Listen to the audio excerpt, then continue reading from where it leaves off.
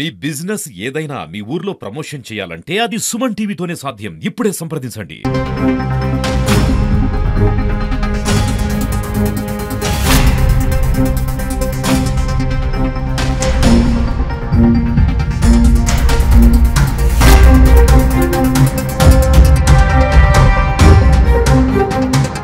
Welcome to Suman TV. నేను మీ చంద్రయాడు. ప్రస్తుతం మన విశాఖపట్నం బర్మా క్యాంప్ వద్ద ఉన్నాము. ఇక్కడ ఇదే ప్లేస్ లో గత 2 రోజుల క్రితం పందిరి హనుమంతరావు అనే వ్యక్తి హత్యకు గురి కాబడ్డాడు. దీనికి సంబంధించి ఎవరైతే హత్య ఎలా జరిగిందో దీనికి సంబంధించి సీసీ ఫుటేజ్ కూడా సుమన్ టీవీ చేతిలో ఉంది. అయితే సీసీ ఫుటేజ్ లో క్లియర్ గా కనిపిస్తా ఉంది. సుమారు ఒక 5 వ్యక్తులు ఆయన ఇదే ప్లేస్ కి ఇక్కడ తీసుకొచ్చి కొట్టడం కూడా సీసీ కెమెరాలో కనబడతా ఉంది. అయితే దీనికి సంబంధించి ఎవరైతే ఉన్నారో కొట్టిన వ్యక్తి కూడా ఒక వీడియో కూడా బయటకు వచ్చింది. అంటే 2-3 వ్యక్తులు చేయమన్నారు, నేను చేశాను, ఇందులో నా ప్రమేయం ఎటువంటిది లేదు కూడా అని ఆయన చెప్పడం కూడా జరిగింది.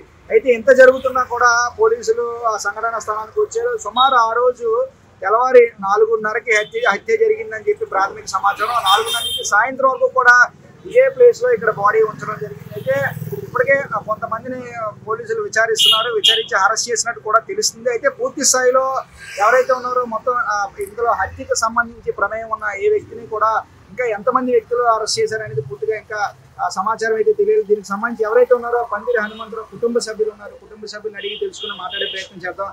మా చెప్పుతల్లి, ఆ రోజు ఏం జరిగింది? మా నాన్నగారికి ఆ రోజు మాకు పాతకు 4 గంటలకు ఫోన్ వచ్చిందన్నమాట.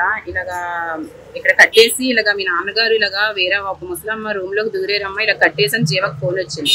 అయితే ఆ సమయంలో కూడా ఇంకా నాన్నగారిని కొట్టడం ఏమీ జరగలేదు. అయితే మేము వస్తాం అనలేదు, అలా చేశారు కదా మీరు కొడండి ఎప్పుడేసి పోలీస్ స్టేషన్కి అబ్జెక్ట్ అలాంటి తప్పు చేసినప్పుడు అలాగ వదలకూడదు, నా తండ్రి అవని ఎవరవనని మేము అలాగే అన్నాం. వాళ్ళతో అతనితో ఏ వ్యక్తి అయితే ఫోన్ చేశారో. కానీ వాళ్ళు అంతట్లోకి ఏ పోలీసులకి అబ్జెప్పకుండా విపరీతంగా మా నాన్నగారిని సీసీ ఫుటేజ్ లో క్లియర్ గా కనిపించింది. 5 మంది కనిపిస్తున్నారు, 3 ఆడవాళ్ళు 2 మగవాళ్ళు. మా నాన్నకి విపరీతంగా కొట్టి హింసించి తాడులతో కట్టి రాయితోని టాయిలెట్ ప్లేస్ దగ్గర గట్టిగా కొట్టారు. ఆవిడ ఎవరైతే ఇక్కడ హాస్పిటల్లో పనిచేసిన ఆవిడ 2 వ్యక్తులకి అయితే అరెస్ట్ చేశారండి. మగవాళ్ళకి 3 వ్యక్తులు ఆడవాళ్ళు ఉన్నారు, వాళ్ళని అరెస్ట్ చేయకుండా వాళ్ళు మళ్ళీ వచ్చేయడం కూడా జరిగింది. దాంతోడుగా ఇంకొక ఇష్యూ కూడా బయటకు వచ్చింది. నిన్న నైట్ నుంచి పుకారు అవుతుందంట. మేమంట వాళ్ళకంట లోబడిపోయి వాళ్ళ దగ్గర మేము డబ్బులు తీసుకున్నట్లు అలాగా పుకారు చేస్తున్నారు.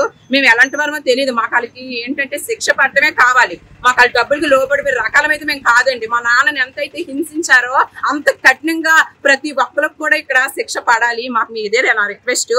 ప్రతి ఒక్కరు కూడా ఆ పాతకు 5 గంటలకు ఇక్కడ అందరూ చూశారు. ఏ చూసినా కూడా ఎవ్వరు కూడా సహాయం చేయలేదు. మా నాన్నని అలా కొట్టినా సరే వాళ్ళందరూ కొట్టండి అని వదిలేశారండి.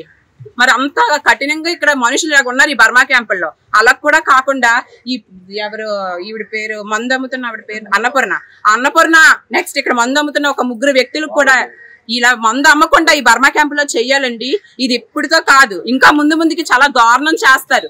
మా నాన్నతోనే కాదు, ఇంక దేనికైనా ఇక్కడ ఏంటంటే చంపడానికి దేనికి ఇంక వెనకాటరు, బ్రతకడానికే భయపెట్టించినట్లు చేస్తున్నారు. కాబట్టి మీరు మాకు ఎలాగైనా న్యాయం చేసినట్లు చెయ్యండి. సో ఇక్కడ ఎవరైతే ఉన్నారో ఆ పందిరి హనుమంతరావు వాళ్ళ పిల్లలు మాట్లాడడం మనం చూసాము. ఇక్కడ పూర్తి స్థాయిలో తెల్లవారుజామున ఘటన జరిగింది. ఇక్కడే హత్య కాబడ్డాడు ఆ వ్యక్తి. ఇప్పుడు మనం సీసీ ఫుటేజ్ కూడా చూడొచ్చు.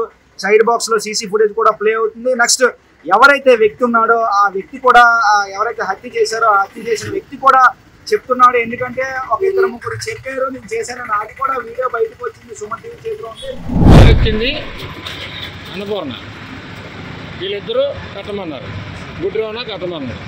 నేను కట్టాను, కట్టేసి నా మట్టుకు నేను ఇంటికి వెళ్ళిపో పడుకున్నాను. చూసావా అక్కడ ఏమైనా? నేను అక్కడ ఏం చూడలేదు మా నిజంగా అది జరిగింది. నేను కట్టమన్నారు అంతే కట్టేసి వెళ్ళిపోయాను. అయితే దీనికి సంబంధించి పూర్తి స్థాయిలో ఈ హత్య జరగడానికి ఒక ముఖ్య కారణం బెల్ట్ షాపులని ప్రాథమికంగా తెలుస్తుంది. ఎందుకంటే తెల్లవారుజామున జరిగినటువంటి హత్యలో పూర్తిగా అందరూ కూడా మద్యం సేవించి ఉన్నట్టు తెలుస్తుంది. అంటే తెల్లవారుజాము వరకు మద్యం ఇక్కడ ఎట్లా దొరికింది?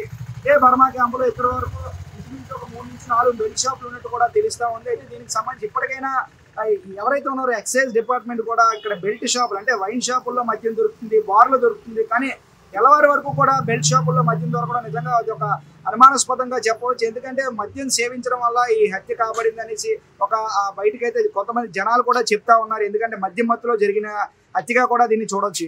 సో ఇక్కడ బెల్ట్ షాపులు ఎరువుగా చూడొచ్చు. ఇదే ఏరియాలో బెల్ట్ షాపులు కూడా చాలా ఉన్నట్టయితే తెలుస్తా ఉంది. ఎందుకంటే బెల్ట్ షాపుల్లో మద్యం అమ్మటం వల్ల ఇలా జరిగింది అనుకో ఇది కూడా ఒక కారణంగా చెప్పవచ్చు. సో ఈ బెల్ట్ షాపుల్లో మద్యం ఇప్పటికైనా ఎక్సైజ్ డిపార్ట్మెంట్ వారు పూర్తిగా దీనిపైన విచారణ చేసి ఏదైనా బెల్ట్ షాపులపై చర్యలు తీసుకోవాలని కోరుకుంటా. మరోవైపు ఇక్కడ పూర్తి స్థాయిలో ఇదే బర్మా క్యాంపులో నిజంగా తెల్లవారుజామున జరిగినటువంటి హత్య పోలీసు వారిపై దీనిపై లోతుగా విచారణ జరిపి ఎవరైతే ఉన్నారో ఇప్పుడు కుటుంబ సభ్యులు చెప్పినట్టుగా ఒక 5గురు ఉన్నట్టు కూడా చెప్తా ఉన్నారు. పూర్తిగా 5గురిని కూడా విచారణ జరిపి వారికి శిక్ష వేయాలని అందరితో పాటు మనం కూడా కోరుకుందాం. చూస్తూనే ఉండండి సుమన్ టీవీ.